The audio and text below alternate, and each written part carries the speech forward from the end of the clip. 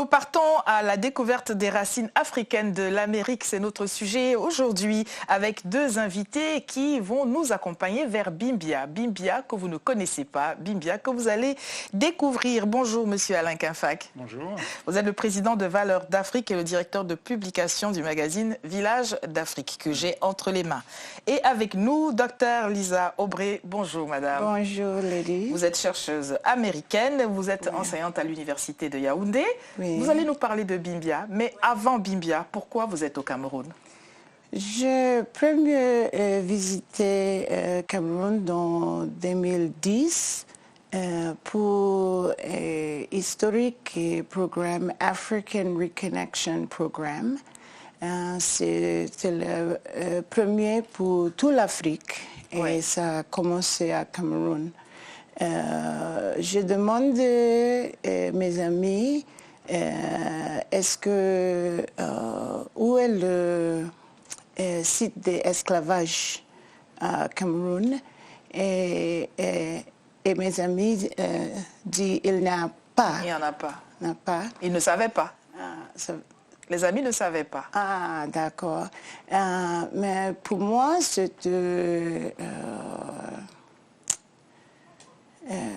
ça ne fait pas l'esprit, parce qu'il y a une grande ADN diaspora pour Cameroun, pour les Tika, pour les Bamileke, pour les Bassa aussi.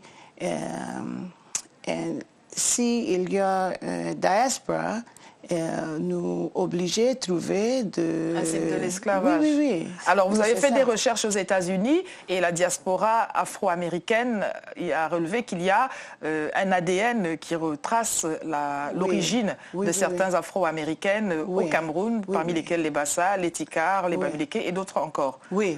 Ce qui voulait dire qu'il y avait un site, une porte de sortie. Oui, et j'ai commencé pour faire des recherches pour trouver le site. Oui, et dans les archives, j'ai trouvé Bimbia. Très bien. Nous allons parler de Bimbia, mais avant cela, nous parlons de Village d'Afrique, car Bimbia est donc un village d'Afrique. Comment est-ce que la connexion se fait entre vous et Madame et puis Bimbia? Il faut dire que la connexion, elle se fait tout à fait par hasard, parce que je commençais à m'intéresser à Bimbia, parce que sur le net, on parlait de plus en plus de Bimbia en Afrique et au Cameroun. Et très peu de Camerounais, je l'avoue, j'en faisais partie, n'avaient jamais entendu parler de Bimbia. On connaissait Limbé, mais pas Bimbia. Et puis Bimbia, sous cet angle-là, c'était vraiment pas, c'était pas connu du tout. Donc je voyais sur le net l'importance de Bimbia a grandi progressivement. Et je me suis dit, c'est quand même normal de découvrir ce village-là. Et c'est comme ça que quand je me suis retrouvé au Cameroun lors d'un voyage, j'ai appris qu'il y avait un groupe de la diaspora africaine de France qui avait prévu d'aller visiter. Donc je me suis tout simplement mis dans le sillage. Et c'est comme ça qu'on a pu faire un reportage. Et puis on s'est rendu compte qu'on a bien fait de faire le déplacement parce que c'est un site qui est assez impressionnant. L'histoire est tragique peut-être, mais le déplacement pour aller voir ce site-là est vraiment déterminant. Alors, vous enseignez à l'université de Yaoundé. Quel sujet enseignez-vous? J'enseigne histoire à Yaoundé 1, à Guaquele. Je suis Fulbright Scholar qui vient des États-Unis, Arizona State University. Je suis African American. C'est très important pour nous tracer nos racines dans l'Afrique. Pour nous, c'était une surprise que beaucoup de gens tracent les racines au Cameroun. Parce que dans les histoires pour toute l'Afrique, nous parlons pour Sénégal et Gorée, nous parlons pour Ghana, Elmina et Cape Coast. Nous parlons pour Angola, et nous parlons pour Bénin, nous parlons pour Nigeria. Et l'histoire dit que Cameroun, ce n'est pas très important dans la traite négrière. maintenant de ADN Research donne une nouvelle information qui dit que peut-être Cameroun est plus important que Bénin, que Ghana, que Sénégal, que Angola. Pour la traite négrière. Oui. Et j'ai tracé à peu près 200 voyages de les bateaux qui déportaient nos ancêtres from the Cameroun. Du Cameroun vers les États-Unis. Oui, des États-Unis, des Grenades, de Barbados, de Jamaica, de Saint Croix, plus que 20 pays. Plus de 20 pays. Oui. À partir du Cameroun, donc des bateaux négriers en direction de la Barbade, de la Caraïbe, des États-Unis. Oui. J'ai commencé des recherches, mais j'ai besoin aussi de faire plus de recherche dans les archives à Europe, à Brésil, à Cuba, à beaucoup de pays. Et je pense que je vais trouver aussi plusieurs voyages. Je pense que décembre, c'est the beginning. C'est déjà le début. Oui. Bon, alors, c'était un voyage aller simple et vous faites un voyage retour. Si je comprends. Oui, 2010, c'était mon premier voyage au Cameroun, mais j'ai vécu dans l'Afrique. J'ai travaillé à Kenya, à Ghana, à Lesotho, à Congo, à plusieurs pays. C'est très important pour rester à Cameroun, pour faire plus de recherche parce que Bimbia, c'est une aperture, un opening, parce que j'ai aussi trouvé que Rio del Rey, c'était un port, Ambas Bay aussi, particulièrement pour les bateaux français, aussi Vouri à Douala, avec le Sanaga, la Dibamba et le Mungu. En fait, tous les cours d'eau étaient des voies de trafic pour les bateaux négriers. Oui. Et je pense que aussi, peut-être, il y a un point d'exit près de Malimba. Une porte de sortie à Malimba. Oui, à Malimba, Kribi, Campo. Alors, là-bas. On sait que le Cameroun se trouve dans le golfe de Guinée. Je pense qu'on a une carte pour montrer au moins Bimbia. Voilà, donc vous êtes Camerounais bon teint et voilà qu'une Afro-Américaine vient en quelque sorte vous faire découvrir ce patrimoine qui est aussi le vôtre. Au-delà de ce que vous avez fait dans le magazine Village d'Afrique, quel ressenti est le vôtre, Alain Quinfac? Une grosse gêne, une grosse curiosité et en même temps un désir d'en savoir un peu plus. Et je pense que ce travail-là, nous disons merci à Lisa parce que ce travail est en train de réveiller beaucoup de Camerounais qui se mettent en fait à penser à leur histoire, qui se mettent à s'intéresser à leur histoire. Nous nous rendons compte qu'il y a beaucoup de jeunes qui se rendent compte qu'en réalité ils ne connaissent pas l'histoire du Cameroun.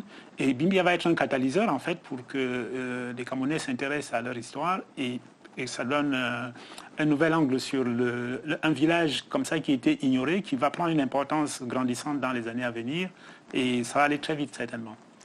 Est-ce que vous pensez que ces recherches ne vont pas réveiller une douleur dans le cœur des Camerounais par exemple?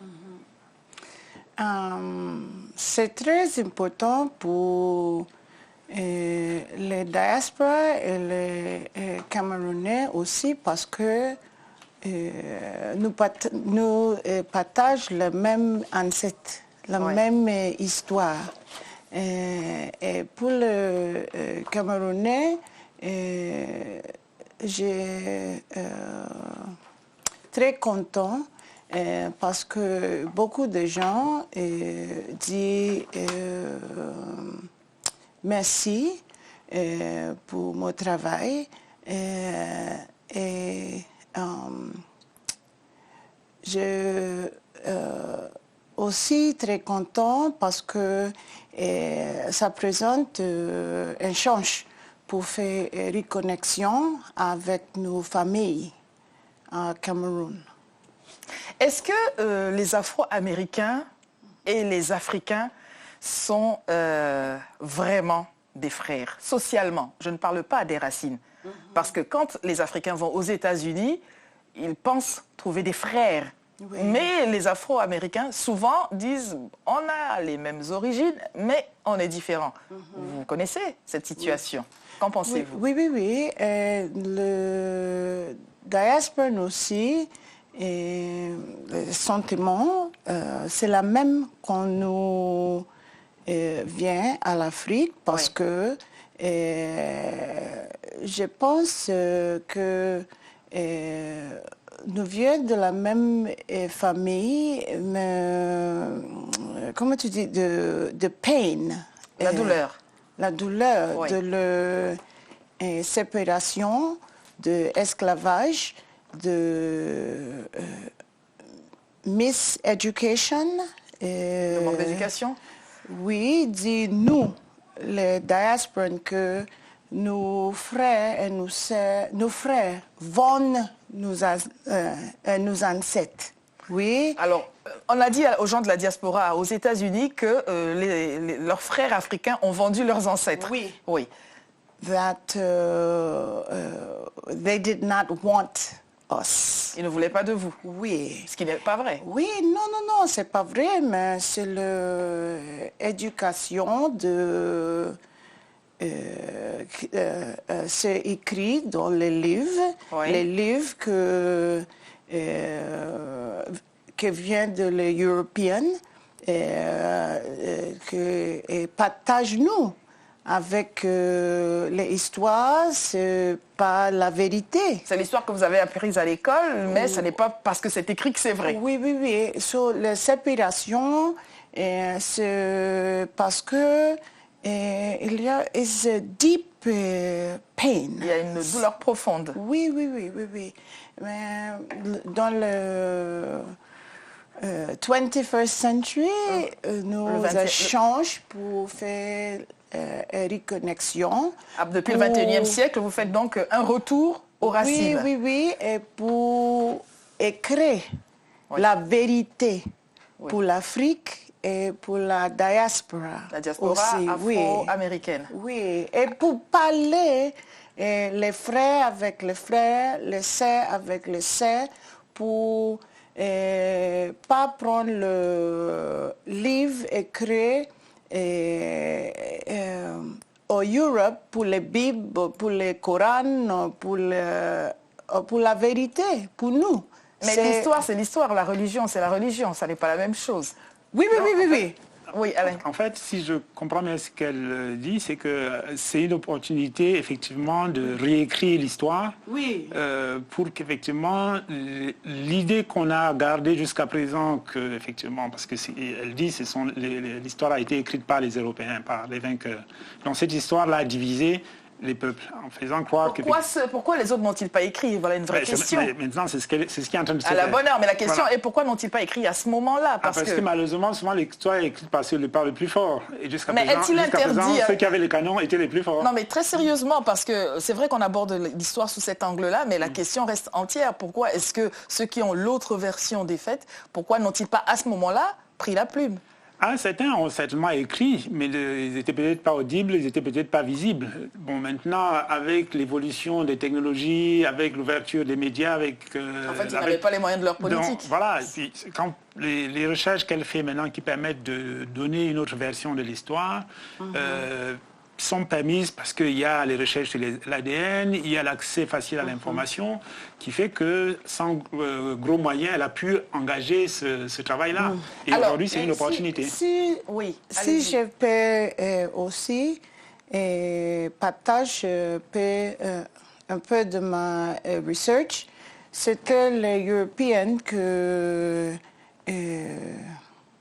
contrôlent. Avec le contrôle. L'esclavage. Les Européens créent les reportages pour les marchandises dans l'Afrique. C'était les Européens qui font les documentations. Oui. Et les Africains, c'était les victimes. Oui, mais victimes comme ça, les bras le long du corps, on peut faire la liste des gens qui ne sont plus là, tout de même. Oui. Mais après. Et j'ai trouvé dans les archives les documents créés dans Douala et dans les langues locales. Oui, mais je ne peux pas comprendre ça. Il y a les documentations un peu, mais c'était aussi caché. Et peut-être nous aussi pensons que that we could not. Qu'on ne pouvait pas le faire. Oui, mais 2015 c'est our time to flip the script. Alors en 2015, vous allez inverser le cours des choses. Alain, est-ce que vous adhérez pleinement et entièrement à cette nouvelle page qui est écrite? Il n'y a-t-il pas des choses avec lesquelles vous ne vous sentiriez pas en phase? Parce que passer d'un extrême à l'autre, on sait bien que parfois il y a un juste milieu qui... Oui, je pense qu'on va trouver l'équilibre. Ce qui m'intéresse pour l'instant, c'est que c'est déjà une remise en question. C'est une nouvelle perspective qui se dessine. Et c'est effectivement très important de le souligner. C'est une phase très délicate parce que c'est une phase de transition. Il y aura certainement beaucoup de déceptions. Il y a beaucoup d'attentes, il y aura certainement beaucoup de déceptions, mais au moins les choses ne seront plus comme avant. Je pense qu'après, ça va se réguler, donc de ce côté, il n'y a pas d'inquiétude à... Mais alors, quand on parle des déceptions, qu'est-ce que vous appréhendez, vous, à titre individuel, par exemple, sur cette vérité, entre guillemets, parce que la vérité, ce qui était considéré comme étant la vérité avant, aujourd'hui est remis en question, mais est-ce que la remise en question apporte ce qui est véritablement la vérité? Chacun voit les choses de sa fenêtre. Voilà. La première vérité, c'est qu'il y a certes eu des personnes des Africains qui ont profité de l'esclavage. Du commerce. Du commerce de l'esclavage, qui ont contribué. Oui. Tout comme en France, on a eu des collaborateurs. Absolument. Mais on ne met pas toute la France, tous les Français ne sont pas coupables de la collaboration. Alors justement, sur ce sentiment de culpabilité, est-ce que c'est une injonction extérieure à l'individu ou est-ce que c'est chacun qui a mal au ventre? Parce que, comme vous le dites, tous les Français ne sont pas mis au banc des accusés en disant vous êtes tous des collaborateurs, des collabos comme on le dit couramment. Mais le sentiment de victimisation des Africains est-il vécu de l'intérieur ou est-il entretenu de l'extérieur? Alors, il y a deux choses qu'il faut voir. C'est depuis que je suis... depuis que vous êtes allé à Bimbia. Je suis allé à Bimbia, oui. Je comprends un peu mieux les choses. C'est-à-dire qu'avec nos frères africains-américains, parce qu'ils n'aiment pas qu'on les appelle afro-américains, non, avec nos frères africains-américains... c'est eux qui ont inventé la coupe afro. C'est eux qui ont inventé la coupe afro, il ne fallait pas commencer. Ils ont une attente et une douleur qui n'est pas réellement partagée par les Camerounais. Et donc, il y a un problème culturel qui se pose. La douleur n'est pas la même parce que entre l'esclavage et la situation actuelle, il y a eu quand même la colonisation, qui est une autre forme, certes, d'esclavage, comme elle le dit, mais qui est perçue différemment. Donc, ce qui fait que l'Africain se bat pour oublier la colonisation. Donc, ce n'est pas le moment de venir lui rappeler le bruit des chaînes. Lui, il a l'impression qu'aujourd'hui, il est épanoui, il peut faire un certain nombre de choses. Et ce retour-là réveille d'autres souvenirs pour la génération, pour la mienne, parce qu'à la limite, nous, on avait le sentiment qu'on avait sorti de l'Afrique le meilleur qui se retrouvaient aux États-Unis. On voyait des Noirs américains gagner toutes les médailles aux Jeux Olympiques, on voyait les Noirs américains faire un certain nombre de choses, et on les admirait. Ils étaient dans les films, donc on se disait c'est les meilleurs qui sont partis. Alors, pendant ce temps, eux, ils se plaignent. Donc vous voyez que c'est en fait deux frères qui se plaignent chacun de l'autre, alors qu'en réalité... Et c'est donc pourquoi l'occasion qui est donnée aujourd'hui est de permettre déjà de dire, en fait, vous vous êtes fait avoir tous les deux. Oui, mais sur le mot frère, parce que c'est ce que je disais tout à l'heure à madame, aujourd'hui on est un tout petit peu sentimentaliste par rapport à cette question de fraternité, mais on sait très bien que cette fraternité, c'est quand ça arrange les uns et quand ça n'arrange pas les autres. Ça, c'est vrai. Vous avez dû en faire les frais. Ça, c'est vrai. Et nous avons eu l'occasion d'en parler parce qu'effectivement, je disais que mes voyages aux États-Unis n'ont pas été l'occasion de me rapprocher de mes frères en question parce qu'il n'y avait pas de porte d'entrée. Il y avait même un rejet. Et de l'autre côté, quand on discute, de l'autre côté, eux, ils ont l'impression que c'est nous qui ne venons pas. Parce que là, et c'est là très intéressant, c'est que l'évolution des choses fait que eux, ils ont un problème avec ils ont une démarche communautaire. Les Noirs doivent être solidaires entre eux, Noirs. Or, nous, on n'a pas ce même problème. Donc, quand on arrive, on n'a pas de problème à travailler avec des Blancs, à marcher avec des Blancs. Et c'est perçu comme de la haute trahison. Oui. Et donc, du coup, ça nous oppose sans qu'on en prenne conscience. Donc, il y a des travaux, il y aura des chantiers à engager avant de réellement se reconnecter. Parce que et peut-être une petite pagaille en perspective quand même. Les priorités des combats ne sont pas partagées de la même façon de part et d'autre. Donc, si on peut commencer déjà par se dire, OK, on nous a roulé, et on se met d'abord là d'accord dessus, et après peut-être on dira, OK, on peut travailler avec les autres là, même si on ne partage pas, parce que ça va être dur pour les Africains aujourd'hui de dire nous on vit entre nous noirs et les blancs ils vivent entre noirs. C'est pas dans cette démarche. Alors nous allons regarder. Pardonnez. Oui, allez-y madame. Ok. Si je peux, je veux dire des choses. Oui. La question pourquoi les Africains n'ont pas écrit l'histoire, c'est très important pour comprendre les violences, le trauma. Le drame. Le traumatisme. Oui, les traumatismes que nous souffrons. Le traumatisme qui a été vécu par ces populations. Oui, pour la diaspora et pour l'Afrique aussi. Si vous êtes d'accord, madame, je voudrais que nous regardions en image la vidéo que vous nous avez apportée avant de revenir. On regarde ceci. And we recognize and we reconnect with our many ancestors